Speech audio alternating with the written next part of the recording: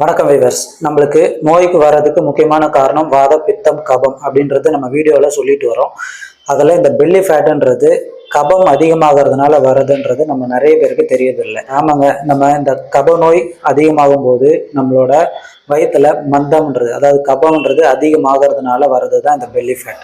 சரி, இந்த கபம் ஏன் நம்ம வயிறு பகுதியில் அதிகமாகுது, அந்த கபம் சேர்ந்தா நமக்கு அதுக்கான ஹோம் ரெமெடி என்ன, அந்த பெல்லி ஃபேட்டை எப்படி குறைக்கிறது, ஏன் இந்த கபம் சேர்றதுனால நம்மளுக்கு இந்த பெல்லி ஃபேட் வருது அப்படிங்கிறது தான் டீட்டெயிலாக நம்ம வீடியோவில் பார்க்க போகிறோம். ஃபஸ்ட்டு இந்த பெல்லி ஃபேட் வர்றதுக்கு ரீசன் கபம்னு சொன்னோம். அது ஏன் குறிப்பாக அந்த வயிற்று பகுதியில் தங்குதுன்னு பார்த்தீங்கன்னா அதுக்கு ஒரு 4 ரீசன் தான். ஃபஸ்ட்டு நம்ம எடுக்கிற உணவில் கார்போஹைட்ரேட்ஸ் அதிகமாக இருக்குது, அதில் கலோரிஸ் அதிகமாக இருக்குது அப்படின்னா நம்ம கப நோய்கள் அதிகமாகும். கார்போஹைட்ரேட்ஸ் எப்போ நீங்கள் அதிகமாக எடுக்கிறீங்களோ அப்போ கபம்ன்றது அதிகமாகும். அப்போ மாவுச்சத்து உள்ள உணவுகள் நீங்கள் அதிகமாக எடுக்கிறீங்க அப்படின்னா அது நம்மளோட வயிற்றுல பகுதியில் போயிட்டு ஜீரணிக்கிறதுக்கு லேட் ஆகுது. அந்த இடத்துல மந்தம் உருவாகுது.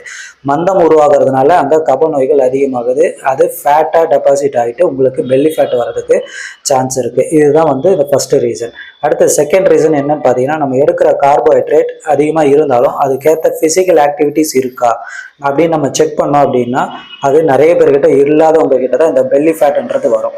சில பேர் நிறைய சிட்டிங் பொசிஷனில் நீங்கள் ஒர்க் பண்ணுறவங்களா இருப்பீங்க. அப்போ நீங்கள் ஃபிசிக்கல் ஆக்டிவிட்டீஸே இல்லை அப்படின்னா அப்போ நீங்கள் சாப்பிட்ற கார்போஹைட்ரேட் உணவு சரியாக செரிமானம் ஆகாமல் அது வயிற்றில் டெபாசிட் ஆகி அதனால் வயிற்றில் மந்தம் உருவாகுது. அது ஃபேட்டாக உருவாகி பெல்லி ஃபேட் வருது. அடுத்து தேர்ட் ரீசன் என்னன்னு பார்த்தீங்கன்னா ஏஜ் ஆக ஆக சிலருக்கு இந்த கப நோய்கள் அதிகமாகும். அதாவது இப்போ நம்ம குழந்தையில ரொம்ப ஆக்டிவாக இருப்போம். அப்போ இந்த கப நோய்கள் வந்தாலும் சீக்கிரம் சரியாயிடும். இதே நம்ம ஏஜ் ஆக ஆக என்ன ஆகும்னா நம்மளோட ஆக்டிவிட்டிஸ் குறைய ஆரம்பிக்குது. ஒரு 35-40 ஏஜுக்கு மேலே நமக்கு இந்த பெல்லி ஃபேட் நிறைய பேர்கிட்ட இருக்கிறத நம்ம பார்த்துட்டு இருக்கோம். அதுக்கு அடுத்து ஃபோர்த்து ஜெனட்டிக் ப்ராப்ளம். ஜெனட்டிக்காகவும் சிலருக்கு இந்த பெல்லி ஃபேட் வர்றதுக்கு நிறைய சான்ஸ் இருக்குது. சரி, இப்போ இந்த பெல்லி ஃபேட்டு யாருக்கெல்லாம் வரும் அப்படின்றத இப்போ நம்ம பார்த்தோம். இந்த பெல்லி ஃபேட்டு சில பேர் வந்துச்சு அப்படின்னா அதுக்கு நம்ம குறைக்கிறதுக்கு சில பேர் ஸ்டெப்ஸ் எடுக்க மாட்டாங்க. அதனால என்னென்ன நம்மளுக்கு சைடு எஃபெக்ட் வரும், அந்த பெல்லி ஃபேட்னால நம்மளுக்கு என்னென்ன ரிஸ்க் ஃபேக்டர் இருக்குது அப்படின்றத இப்போ நம்ம பார்க்கலாம். இந்த பெல்லி ஃபேட் இருக்கிறவங்களுக்கு நிறைய பேருக்கு டயபெட்டிக், பிபி, கொலஸ்ட்ரால் இது வர்றதுக்கான சான்சஸ் ரொம்ப அதிகம். அடுத்து ஏற்கனவே சொன்னோம், இந்த பெல்லி ஃபேட் வர்றதுக்கான ரீசன் கபம் அப்படின்ட்டு. இந்த கபம் அதிகமாகும் போது அது கூடவே சேர்ந்து இந்த வாத நோய்களும் அதிகமாகும்.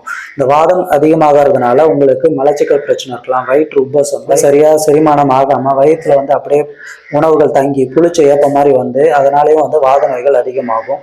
சிலருக்கு தூக்கமின்மை பிரச்சனை வர்றதுக்கும் நிறைய சான்ஸ் இருக்குது. பெல்லி ஃபேட் மட்டும் அதிகமாகிறதுனால அவங்களுக்கு சீக்கிரமாக நம்ம பாடி வெயிட்டை தாங்கக்கூடிய எலும்புகள், அதாவது லோ பேக்காக இருக்கட்டும் இல்லை நீ ஜாயிண்டாக இருக்கட்டும், இந்த இடத்துல சீக்கிரமாக தேய்மானம் அவங்களுக்கும் இந்த வாத நோய்கள் அதிகமாகிறதுக்கு சான்ஸ் இருக்குது. அடுத்து இந்த கபம் அதிகமாகும் போது பித்தம்ன்றது குறைய ஆரம்பிக்குது. அதனால நம்ம வயிற்றுல சுரக்கக்கூடிய பித்த நீர் கம்மியாகுது. அதனால இன்டைஜஷன் ப்ராப்ளம் அவங்களுக்கு பர்மனெண்ட்டாகவே நம்ம எந்த ஒரு உணவு எடுத்தாலும் சரியாக டைஜஷன் ஆகாமல் அடுத்த வேலைக்கு பசி இல்லாமல் இருப்பாங்க. அதனால தான் அவங்க நான் எதுவுமே சாப்பிடல ஆனாலும் பாடி வெயிட் போட்டுக்கிட்டே இருக்குது அப்படின்ற மாதிரி நிறைய பேர் ஃபீல் பண்ணுறதை நம்ம பார்த்துருக்கோம். ஸோ இந்த பித்தம் குறையிறதுனால நமக்கு இந்த பிளட் சர்க்குலேஷன் அஃபெக்ட் ஆகுது. ஹார்ட்டுக்கு போகிற பிளட் சர்க்குலேஷன் குறையிறதுனால ஹார்ட் டிசீஸோ, பிரெயினுக்கு போகிற பிளட் சர்க்குலேஷன் குறையிறதுனால பிரெயின் ப்ராப்ளமோ, அதாவது ஸ்ட்ரோக்கோ இந்த மாதிரி வர்றதுக்கு நிறைய வாய்ப்பு இருக்குது.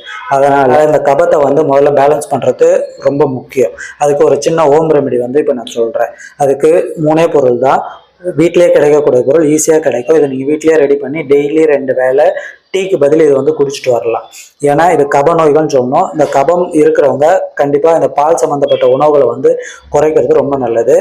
அதனால் நீங்கள் அந்த டீ காஃபி எடுக்கிற டைமுக்கு இந்த கஷாயத்தை ரெகுலராக குடிச்சிட்டு வந்தீங்க அப்படின்னா உங்களுக்கு இந்த வெயிட் லாஸ், அதாவது பெல்லி ஃபேட் குறையிறதுக்கு நிறைய சான்ஸ் இருக்குது. அதனால் இது நீங்கள் வீட்டிலேயே ட்ரை பண்ணி பாருங்கள். அதுக்கு ஓமம், சீரகம், தனியா, இந்த 3 பொருள் தான். தனியான்றது இந்த கொத்தமல்லி விதைன்னு சொல்கிறது தான் தனியா. இது 3 பொருளும் ஈக்குவலாக எடுத்து மிக்ஸ் பண்ணி வச்சுக்கோங்க. நீங்கள் பொடி பண்ணி வச்சுக்கிட்டாலும் ஓகே. இது ஒரு 2 டீஸ்பூன் எடுத்து ஒரு கிளாஸ் தண்ணியில் போட்டு கொதிக்க வச்சு ஒரு 1/2 கிளாஸ் ஆக்கி வடிகட்டி காலையில் எம்டி ஸ்டொமக், அதே மாதிரி ஈவினிங்கில் ஒரு 6 o'clock, அதாவது சூரியன் உதிக்கும் போதும் சூரியன் மறையும் போதும் இந்த 2 வேளை நீங்கள் குடிச்சிட்டு வந்தீங்க அப்படின்னா இந்த வயிற்றில் இருக்கிற கபம், ஃபேட் இது எல்லாமே நல்லாவே குறைஞ்சி பசி நல்லா எடுக்க வைக்கும். வயிறு வலி பிரச்சனை, கேஸ்ட்ரிக் பிரச்சனை அந்த மாதிரி இருக்கிறவங்களும் நீங்கள் இதை யூஸ் பண்ணீங்க அப்படின்னா உங்களுக்கு நல்ல ரெமெடி கிடைக்கும். அடுத்து ரொம்ப முக்கியம், அந்த பெல்லி ஃபேட் இருக்கிறவங்க சாப்பிட்ட உடனே போய் உட்காந்து வேலை செய்றீங்க அப்படின்னா ஒரு 15 to 30 மினிட்ஸ் வந்து நீங்கள் மைல்டு வாக்கிங் அந்த மாதிரி நீங்கள் வந்து பண்ணிவிட்டு அதுக்கப்புறம் நீங்கள் போய் உட்காந்து வேலை செஞ்சீங்கன்னா அந்த பெல்லி ஃபேட் வந்து அதிகமாகாது. அதே மாதிரி நைட்டில் சாப்பிட்டவனே போய் படுத்துக்க கூடாது. சாப்பிட்டவனே குறுநடை கொள்ள வேண்டும் அப்படின்னு சித்தர்களே சொல்லியிருக்காங்க. அதனால நீங்கள் சாப்பிட்டவனே மைல்டு வாக்கிங் பண்ணிட்டு ஒரு 1 hour கழிச்சு நீங்கள் தூங்க போனீங்க அப்படின்னா உங்களுக்கு இந்த பெல்லி ஃபேட் வர்றதுக்கான வாய்ப்பு வந்து குறையும். அதனால பெல்லி ஃபேட் இருக்கிறவங்க இதை ஃபாலோ பண்ணிக்கோங்க. இந்த ஹோம் டிப்ஸும் ஃபாலோ பண்ணிக்கோங்க. இது வீடியோ உங்களுக்கு யூஸ்ஃபுல்லாக இருக்கும்னு நினைக்கிறேன். உங்கள் ஃப்ரெண்ட்ஸ்க்கு யாருக்காவது இந்த வீடியோ தேவைப்படுது அப்படின்னு நீங்கள் நினைக்கிறீங்க அப்படின்னா அவங்களுக்கும் கண்டிப்பாக ஷேர் பண்ணுங்கள். இந்த மாதிரி ஹெல்த் டிப்ஸ் வந்து நாங்கள் போடுறது உங்களுக்கு எல்லாமே வேணும்னு நினச்சிங்கன்னா நம்ம சேனலை வந்து நீங்கள் மறக்காமல் சப்ஸ்கிரைப் பண்ணி வச்சுக்கோங்க. நெக்ஸ்ட் வீடியோவில் பார்க்கலாம். தேங்க்யூ.